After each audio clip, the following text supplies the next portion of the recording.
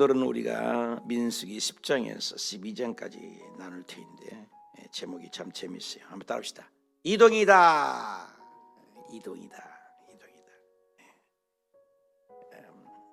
이스라엘 백성들이 세 가지의 관점이 있습니다. 광야를 지나서 이렇게 화면을 잠깐 보시면은 출애굽을 하게 되잖아요. 출애굽을 해서 모세를 통해서 출애굽기 창세기에는 국민 만들기잖아요. 국민을 만들었어요. 성경을 보면은 가인의 계열이 이 세상에 편만하게 있을 때 셋 계열이라는 하나님을 섬기는 계열. 하나님은 창세기부터 계시록까지 딱 두 계열이에요. 영의 사람, 육의 사람. 영의 사람은 뭐예요? 하나님을 경외하고 하나님을 섬기고 예배하는 공동체가 생기는 것이잖아요. 그래서 셋 계열, 에노스 흘러가는 거죠. 다윗 통해서 신약까지. 그리고 가인 계열이 있어요.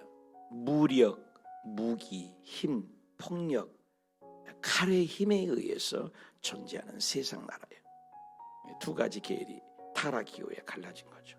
그래서 하나님께서도 당신의 나라를 이 땅에 존속시키고 싶으신 거예요. 진리 보유 공동체입니다.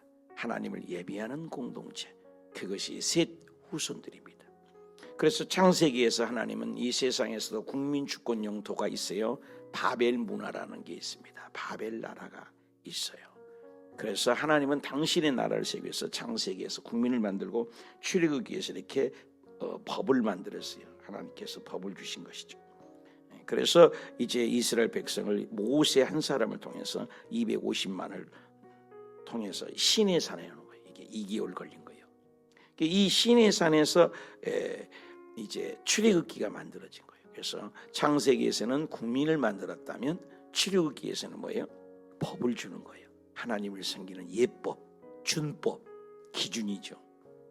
그것이 내 맘대로 사는 것이 아니라 하나님의 말씀대로 살아라.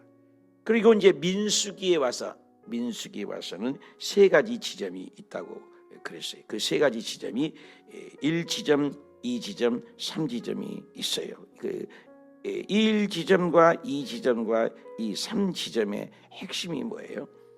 시내산과 가데스 바네아와 모압 평지입니다. 하나님의 약속의 땅은 바로 이곳이 하나님의 약속의 땅이잖아요. 이걸 누구하고 약속했어요? 아브라함하고 언약하는 땅이에요. 하나님은 약속에 의해서 흘러가는 것이죠. 이런 성경의 관점으로 우리가 봐야 되죠. 요즘 민수기를 읽고 있는데 그래서 1지점, 2지점, 3지점. 출애굽기는 경혈이라는 게 있다고 했어요. 이 경혈. 신학 한약방에 가면 찌리리 하는 핵심이 있잖아요. 맥을 짚은다고 그러잖아요. 그것이 출애굽기에서는 모세가 떨기나무에서 하나님을 만나가지고 하나님이라는 이름을 받게 된 거예요. 하나님의 이름, 여호와, 엘로힘, 여호와 니시, 엘리온, 또 하나님의 이름을 받은 거예요. 전능자, 권능자. 그렇죠. 그리고 이제 민수기에서도 핵심의 세 가지죠. 시내산, 따합시다. 가데스 바네아, 모압, 이 세 지점이에요. 이 세 지점을 통해서 이렇게 가게 되면은 금방 갈 수가 있죠. 근데 민수기에 와서 무슨 일이 생겨요? 이 가데스 바네아에서 시내산, 가데스 바네아, 이 모압이 이 세 지점이 민수기를 알게 이해하게 되는데 이 가데스 바네아에서 여기까지 오는 데가 2개월, 여기까지 가는 데가 불과 2년 정도 갈렸어요. 2년 정도까지 가는데. 그래서 여기에서 이제 이 베델이 이곳이고 저쪽이 단이잖아요. 단은 제일 높은 곳이잖아요. 이게 전체 땅을. 그래서 이 지역에서 몇 명을 보내요? 12명의 정탐꾼을 보내는 그런 사건이 있는 거죠. 지금 우리가 여기에 와 있는 거예요. 가데스바 이 세 지점에.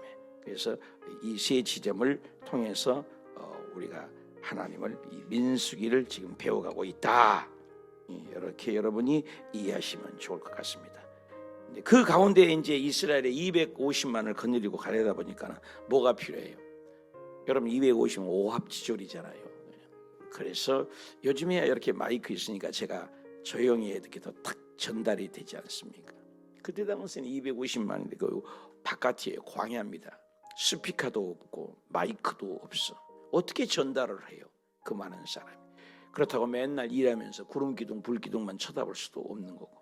그래서 하나님은 시각의 효과로 구름기둥 불기둥으로 쉐킨하신 하나님, 임재하신 하나님을 보여주신 것이죠. 하나는 우리의 귀를 사용해서 듣는 청각적인 효과. 군대에 가시면 아침에 기상나팔이라는 거 불게 되잖아요. 그것을 바로 나팔이죠.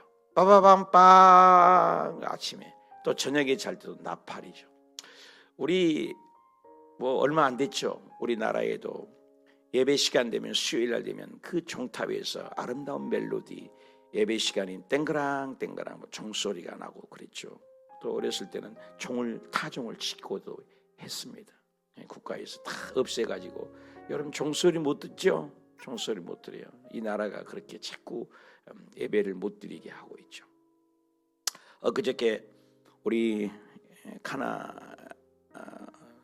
마사이족을 전도했던 아프리카에 선교를 하고, 나는 베트남에 선교를 했는데, 중마오 고우같이 선교를 했는데 100군데를 알아봤대요. 교회를 지하에서 종로 한모퉁이에서 여의도에서 국장 단임까지 하다가 여의도 지원 없이 서울 근교에서 할 수 있기 때문에 교회를 개척했는데, 공정길 우리 목사님, 우리 자매 결연이라고 우리 주보에 나와 있어요. 로고스 교회라고. 얼마나 내가 저기 가서 알파 코스를 해줘서 교회가 막 붕대는데, 성도님들이 성도가 많으니까 앉을 자리고 지하에서 옮겨야 되는데 안 줘요. 왜?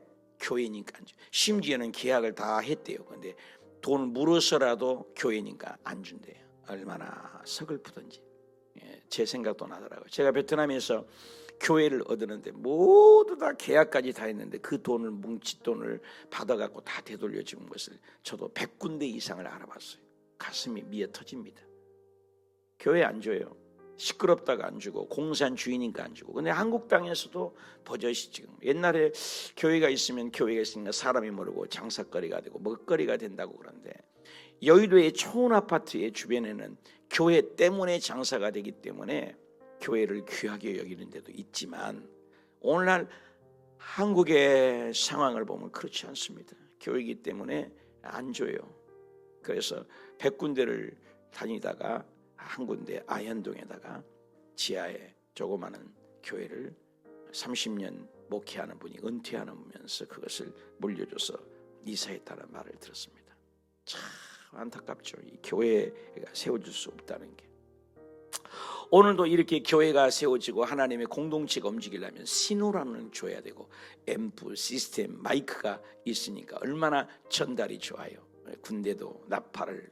오늘 이스라엘 백성도 청각적인 구름 기둥과 불 기둥으로도 온도에 있어서 하나님의 임재를 보고 있었지만, 귀로도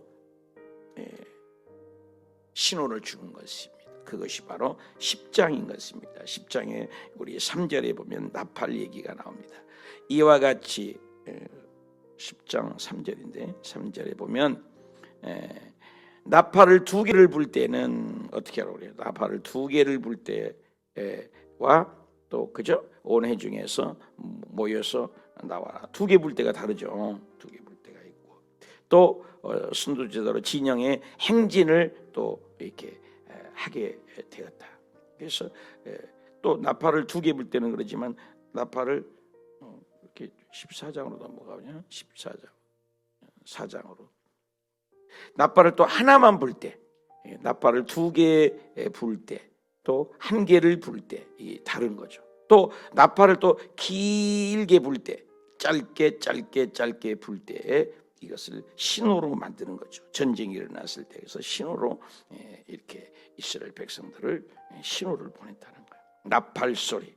그래서 나팔 소리가 날 때 항상 제일 앞장서는 것은 앞장을 딱 서야 되죠. 그게 바로 언약궤입니다. 하나님의 주권이라는 거예요. 나팔을 누가 사람이 불고 되죠. 근데 아무나 불지 않아요. 제사장만 불게 돼 있어요. 아무나 불만한. 그래서 나팔 소리라는 것도 하나님이 주권이죠. 그리고 거룩한 제사장이 불게 됐다는 것입니다. 나팔을 불고 제일 앞에 항상 서는 것이 언약궤였다니까 이 모든 것을 섬세하게 주도하신, 면밀하게 주도하신 분이 하나님이셨다, 이렇게 볼 수가 있습니다. 그래서 우리 예수님이 재림하실 때도 데살로니가서 4장 18절이죠. 하나님의 나팔 소리, 천지가 진동할 때, 그죠? 예수 영광 중에 구름 타시고 하나님의 나팔 소리와 천사장의 소리와, 그죠? 그래서 하늘의 천사들이 명령할 때 하나님의 나팔 소리로 예수님이 재림 때도 나팔 소리를, 요한계시록에 봐도 하늘에서 나팔 소리가 나. 나팔 소리는 하나님의 임재를 얘기하죠. 소리가 굉장히 중요하죠. 오늘 또 나팔수, 우리가 예수님의 재림의 나팔수가 우리가 돼야 되죠. 말씀의 나팔, 그죠? 기도의 나팔, 나는 불고 있는가, 우리가 한번 생각해 볼 필요가 있죠. 그래서 하나님의 나팔 소리로 출발 신호를 옮겨서 그 소리로 이스라엘 백성들을 멈추게 하고 떠나게 했다.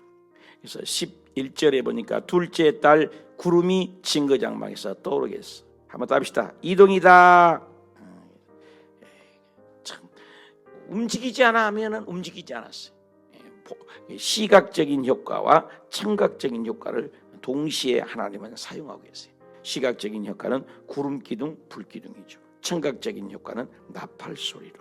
참 하나님 참 자상하지 않으십니까? 아주 구체적이세요. 그래서 출발 신호를 줘서 움직이게 하셨다. 그래서 하나님은 우리의 삶 속에 면밀하게 개입하시다. 우리의 머리털까지도 헤아림 받으신 것처럼 그 우주 천지를 만물을 창조하신 하나님이 아주 디테일하게 구체적으로 나팔 한 번 부를 때는 어떻게 해라, 두 번 불 때는 어떻게 해라, 자세하게, 그리고 형법, 민법, 상법들을 사람이 살 수 있는 그런 관계들을 할 수 있도록 하나님이 법을 주시게 됩니다. 그래서 1년 이상을 여기에서 그 시내 산을 떠나게 돼서 이동이다 해서 가데스 바네아를 향하여 출발. 목표 지점은 가데스 바네아, 바란 광야에 있는 가데스 바네아. 바란이라는 광야의 지역은 가데스 바네아. 경기도에 있는 운정시가 있는 것처럼 바란 광야라는 넓은 곳에 가데스, 그러니까 바란 광야라는 말도 나올 수 있고 가데스 바네아라는 말인데 똑같은 거예요. 똑같은 거예요. 그렇게 우리가 혼돈하지 하면은 안 되겠죠. 그래서 그 노전 가운데, 그 이스라엘 백성들이 노전 가운데 사니까 그게 쉽지가 않죠. 그런데 굉장히 수고와 힘듦이 있는 거죠. 그게 이제 수고와 헛이 있죠. 21절에 보면 우리 고핫은 성물을 매라, 아주 중요한 거죠. 이제 이걸 다윗이 법궤를 옮기는 방법인데 운반 수치를 어겨가지고 아무리 좋은 일이어도 하나님의 법대로 살지 않으면 망하게 돼요. 죽는 거죠. 그래서 편리하다고 해서 좋은 것이 아니에요. 빨리 간다고 해서 좋은 게 아니에요. 빨리 가도 방향이 잘못되면 죽잖아요. 속도보다도 방향이 중요한 거죠. 성물을 옮길 때, 이 법궤죠, 옮길 때는 어깨매라는 굉장한 법칙을 주셨는데 이것을 수레에 실은 거죠. 수레에 실은 것은 이방인의 방법이잖아요. 블레셋 사람들이 그렇게 여기잖아요. 이방인의 방법대로 수레를 편리함이죠. 편리함이죠. 편리함. 그죠? 어깨 매지 않으려니까. 어깨에 매야 되는 거죠. 누가? 고핫 자손이. 아무나 매면 안 된 거예요. 그리고 성막은 세워야 되죠. 굉장히 중요한 원리를 하나님이 알려주셨어요. 그래서 예수 믿는 것을 우리가 쉽게 생각하는데 사실은 예수 믿는 것은, 하나님을 섬기는 것은 수고도 있고 땀도 있고, 그렇죠? 헌신이 필요하다. 그래서 헌신과 땀과 수고와 그 노력이 필요해요. 그래서 예수 믿는 것은 우리 성도들에게 늘 얘기해요. 공부하는 것이다. 무턱대고 덮어놓고 믿는 게 아니에요. 알아야 돼요. 알아야 면장하죠. 알아야 가르치죠. 그래서 하나님 말씀을 공부해야 된다. 그래서 무식하면 죽게 된 거죠. 나중에는 수레가 싣고 갈 때 얼마나 기뻤겠어요. 다윗 때 그때 많은 사람을 동원해서 법궤를 메운 좋으니까. 그래서 아론의 그 타작마당에 지나갈 때 법궤가 느려지니까 옷사라는 사람이 그걸 만졌다고 그러잖아요. 어깨 매지 않고 그러니까는 옷사라는 사람이 좋은 일한 것 같지만 하나님은 거기서 덜커덩 죽여버린 거죠. 순식간에 잔치집이 초상집이 되어버린 거예요. 찬양의 노래소리는 통곡의 소리로 바뀌어질 수가 있다. 왜? 하나님의 말씀대로 살지 않기 때문에. 인생의 천국까지 가는 것은 이 사람들이 광야 가운데 많은 세월을 계속 지나가요. 텐트예요. 성막을 세웠다 그런 것은 뜯고 세울 수 있는 것이 아주 용이하게 만든 거죠. 그래서 고정적인 집이 아니에요. 이것은 뭐니? 나그네와 같은 인생을 얘기할 수 있죠. 우리 인생은 광야잖아요. 저와 여러분 인생이 광야잖아요. 이 땅이 영원한 삶이 아니잖아요. 그래서 성경을 히브리서는 본향이라는 말씀을 쓰잖아요. 우리의 고향이 있잖아요. 고향, 태어난 고향. 그러나 우리의 본향이라고 해요. 본향. 어디에서 왔습니까? 하나님께로서 왔다. 어디로 갑니까? 여러분, 하나님께로 왔어요. 우리가 우연히 이 세상에 태어난 것이 아니에요. 그래서 성막을 세운다. 그래서 성막을 세우고 는 것은 나그네의 삶. 그래서 성경은 인생을 그림자와 같다, 바람과와 같다. 짧은 인생을 표현하잖아요. 인생을 그래서 안개와 같다. 인생을 이런 것 쓰면 쉬 지나가는 짧은 것을 얘기하고, 그죠? 일시적인 것을 얘기하고 순간적인 것을 얘기하는 것이 인생이다. 그렇죠? 성막을. 그래서 성막을 치고 하는 것이 그게 일이에요. 영원한 천국까지 가는 데는 이와 같이 이 천국까지 가는 데는 이 세상에는 누구나 거쳐야 할 것이 어디다? 광야 학교가 있다. 광야 학교 입학한 거예요. 여러분 광야 어디쯤 왔습니까? 바란 광야쯤 왔습니까? 홍해수를 건너고 있습니까? 하나님의 율법을 배우는 시내산에서 있습니까? 우리는 광야 가운데 누구나 있어요. 이 광야 가운데. 그래서 이 천국까지 갈 때 우리는 이 과정 속에 누구나 이 광야를 거쳐야 돼요. 광야 학교를 거치지 않는 천국 가는 사람은 없다. 그래서 이 광야를 보여줘요. 근데 광야 가운데 뭐 해야 돼요? 말씀대로 순종하고 살아야 돼요. 근데 여기에서 불순종하는 사람이 있어요. 원망을 해요. 그래서 도운 자를 광야 가운데도 돕는 자가 있으면 참 좋죠.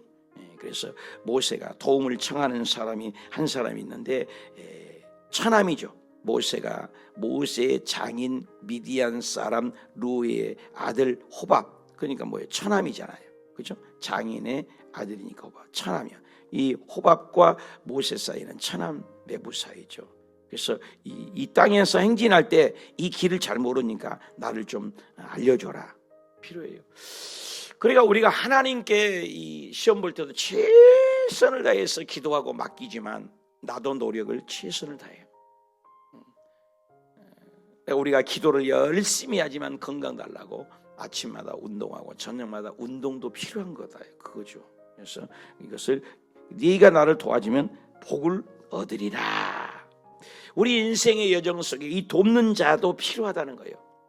영적인 우리가 삶도 필요하지만 우리의 삶 속에서도 이와 같이 우리 삶 속에 필요한 자가 있다. 누굽니까?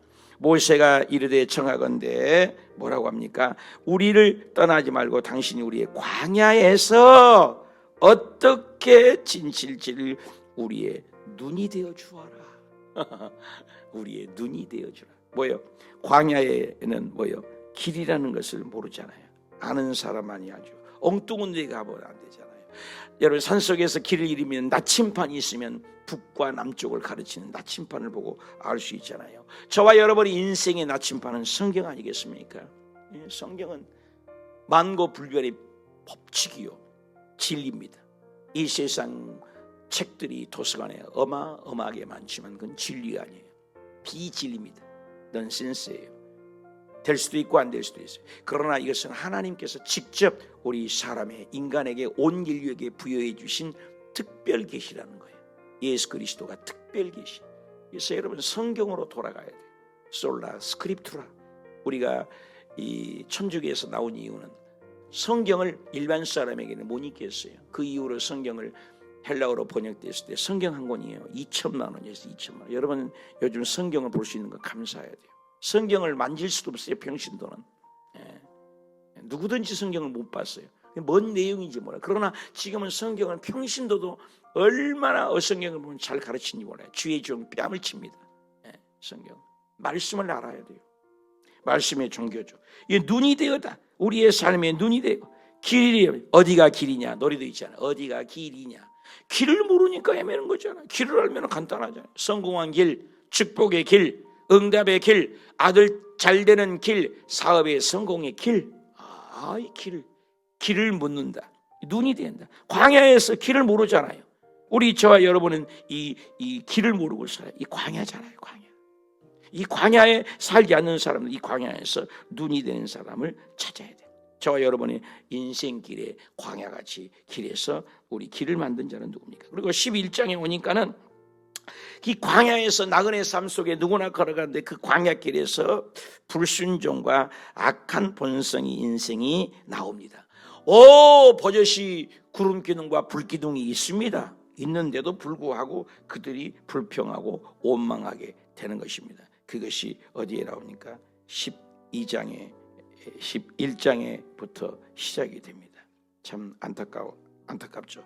여호와께서 이스라엘 백성들이 악한 말로 참 복을 까먹으면 안 돼요. 악한 말로 원망하며. 답시다. 원망하며. 원망하는 것을 중요한 것은 들으시고 있다. 들으신 분이 있어요. 귀를 막는 자가 듣고 계세요. 눈을 막는 자가 보고 계세요. 함부로 입을 나불거리면 안 돼요. 함부로 누가 보지 않는다고 뒤통수 해야 되고, 우리 한국 속담에도 먼 말은 뭐가 듣고 먼 말은 뭐가, 난 말은 뭐가 듣고 반말은 뭐가 듣는다. 참 우리 한국 사람들이 지혜로운 것 같아요.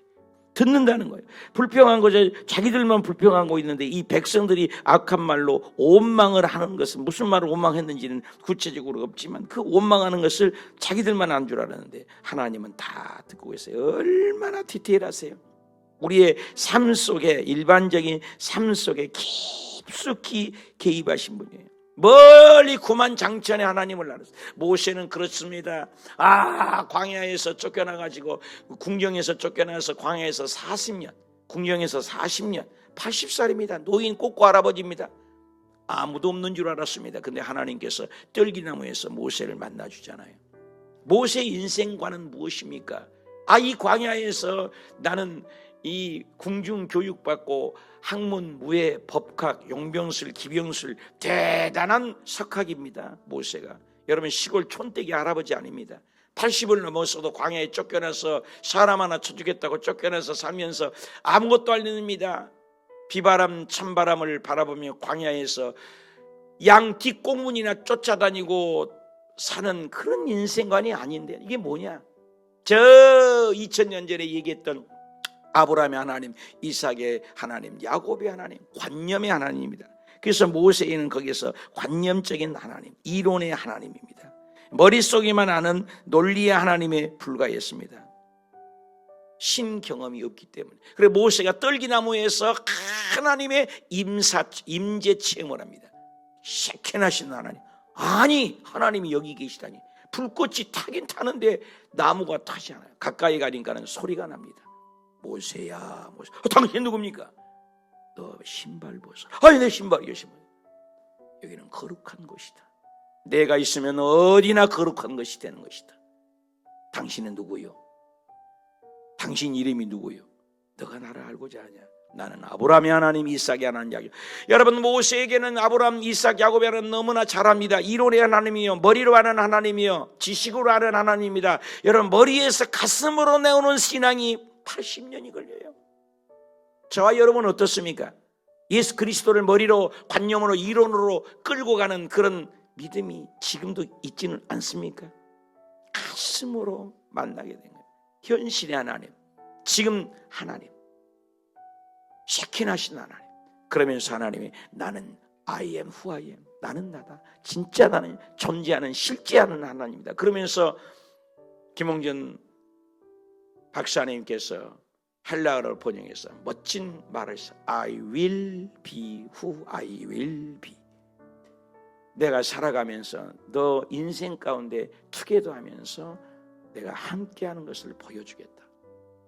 그게 지금 보여준 거예요. 지금도 그 하나님께서 보여주잖아요. 지금 노정 중에서도 말을 하는 것은 하나님이 저 구만장처에 계신 줄 알고 원망했단 말이에요. 그런데 지금 이 가운데도, 노정 가운데도, 저와 여러분의 예배 가운데, 예배당에서 하나님이 계시지만 여러분의 직장에서, 사업장에서, 학교에서, 삶의 현장 속에서도 우리의 목소리를 듣고 계신다는 거예요. 듣고 계신다는 거예요. 악한 말을 들으시는 하나님. 무슨 또 악한 말만 듣겠습니까? 찬양의 소리는 안 듣겠습니까? 이 악한 말을 들은다고 그래서 이 악한 말의 결과를 오늘 얘기하시는 거지만, 하나님은 우리의 삶 속에 말을 들어요. 내 삶 주변의 사람이 중요해요. 이스라엘 백성들이 자기들이 끌고 나올 때 혼자 온 게 아니라 이 섞여 사는 사람이에요. 여러분, 원래요 섞이기를 원하지 않았어요. 하나님은 귀리와 밀과 함께 잡족을 해서 씨를 뿌릴 때 섞이지 마라. 하나님의 사람은 세상을 섞이지 마라. 여러분, 노아의 방주가 물 위에 떠 있어야 돼요. 새 속에 물이 들어오면 노아 방주는 언제나 가라앉아요. 교회가 새 속에 들어오면 안 돼요. 세상이 그러니까 교회가 따라서 하면 안 돼요. 세상을 리더해야 돼요. 우리 어렸을 때만 해도 교회가 리더했잖아요. 글을 가르치면 교회가 해야 돼요. 노래를 가르치면 교회가 해야 돼요.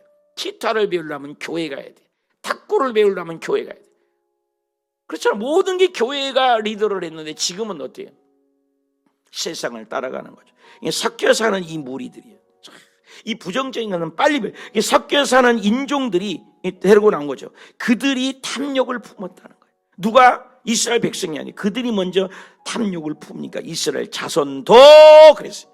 굉장히 중요한 단어가 있어요. 이스라엘 자손도 이 섞여 사는 무리가 불평하니까 이것들도 다시 울며 누가 고기를 줄고, 지금 먹고 있어요. 그런데 우리는 먹을 기력이 없고 아무것도 먹을 것이 없다. 그러면서 원망을 하는 거예요. 애굽에 있을 때는 얼마나 값없이 참외도 먹고 부추도 먹고 파와 마늘들을 실컷 그렇지도 않았으면서도 먹었다고 얘기해요. 그러면서 우리는 기력이 없다. 성경 어려우니 정력이 떨어졌다. 나는 아무것도 없다. 세속적인 거죠. 세속적인 것. 땅의 것을 떨어졌다고 원망하기 시작하는, 원망하는 그 결과, 지금 얼마나 하나님이 주신 맛있는 과자도 있고 그런데도 그들은 이 만나고도 지금 주었는데 이 만나 갖고는 만족이 없는 거야. 참, 만족이 없는 인생. 처음에는 만나가 줬을 때 이게 먹고 다 좋아했는데 만족이 없어요. 절구에 찧어서 먹기도 하고 맛있는 과자도 만들어 먹고 그러면서도 그들이 불평하기 시작을 합니다. 그래서 밤에 이스라엘 지내내렸는데 그들이 원망하기 시작합니다. 그 원망하는 결과로 그들이 하나님께서 진노를 당하게 되죠. 너무나 안 됐죠. 그래서 그들이 고기를 달라고 하는 거예요. 그러니까 고기를 달라고 하니까 모세가 이게, 하나님, 이 백성들이 얼마나 많은데 이 사람들에게 고기를 줍니까? 이 고기를 다 먹일 수가 없습니다. 말도 안 됩니다. 그러면서 얘기를 하는 것이 23절. 여호와께서 모세에게 이르시되 여호와의 손이 짧으냐? 야, 왜 이걸 못 먹이냐? 하나님의 능력을 뭐냐? 내가 이제 내 말에 응한 여부를 보리라. 그러면서 얘기를 해요. 여호와의 말씀에 백성에게 알려라. 장로 70명을 세우라. 여러분, 일꾼들을 세우는 거죠. 그리고 그들도 애언을 하리라. 그래서 그들이 애언을 하는 거예요. 진영에서 애언을 하는 거예요. 그러면서 이스라엘 백성들에게 어마어마한 방법으로 메추라기 떼를 먹이게 되죠. 그것이 31절부터. 바람이 불어서, 여러분, 하늘에 날아가는 새를 어떻게 잡아요? 하나님이 바람을 불어보니까 메추라기 떼기가, 나는 저쪽으로, 요즘 비행기가 막 새에 떨어지잖아요. 그래서 바람이 부니까 나는 이쪽으로 가는데 이쪽으로 가는 거예요. 이쪽으로 가는데 이쪽으로 가는 거예요. 그래서 하루길이 멀다 해서 이 두 규빗은 한 규빗이 50cm니까 1m예요. 1m 높이로 어마어마하게 진이 쌓였는데 그 메추라기를 모으니까 적게 고든 자도 한 오멜, 2200 오벨이라는 단어가 큽니다. 2200리터씩을 어마어마하게 사면에 한 사람당 걷게 돼서 얼마나 불평하니까요 그걸 먹어야 되잖아요. 먹기도 전에 하나님께서 그들을 재앙을 내리십니다. 하나님의 능력을 보여주고 하나님이 저주를, 고기가 아직 이 사이에 끼어서 먹고 목구멍에 넘어가 씻기도 전에 하나님께서는 백성에 대하여 이 원망하는 백성들아 이 하나님의 능력을